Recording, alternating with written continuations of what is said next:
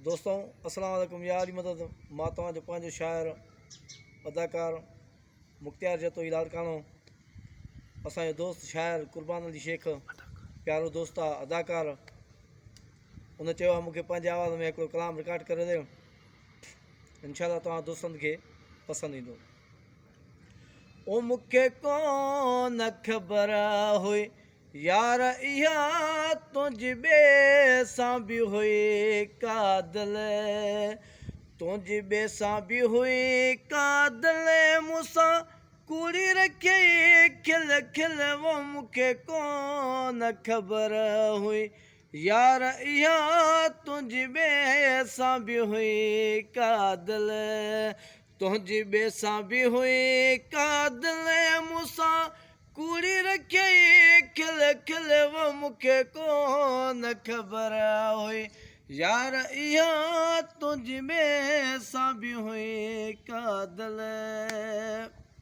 ओ ॼाणी वाणी इहे मां न कयां, ॼाणी वाणी इहे मां न कयां, कोन तुंहिंजे पमां गल। वो मूंखे कोन ख़बर हुई यार इहा तुंहिंजी ॿिए सां बि हुई कादल।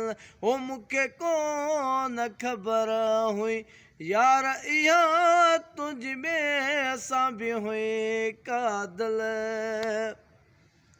असां हलियासीं नियत पंहिंजी ते, असां हलियासीं नियत पंहिंजी ते, हो सूरत नहीं पल पल। वो मूंखे कोन ख़बर हुई यार इहा तुंहिंजी ॿिए सां बि हुई कादल। हो मूंखे कोन ख़बर हुई यार इहा तुंहिंजी ॿिए सां बि हुई कादल।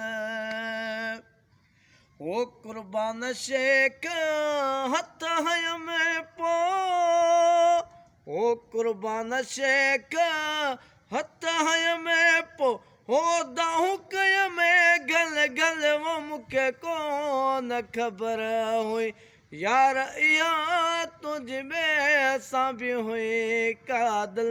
हो मूंखे कोन ख़बर हुई यार इहा तुंहिंजी ॿिए सां बि हुई कादल, तुंहिंजी ॿिए सां बि हुई कादल, मूंसां कूड़ी रखी खिल खिल। वो मूंखे कोन ख़बर हुई यार इहा तुंहिंजी ॿिए सां बि हुई कादल।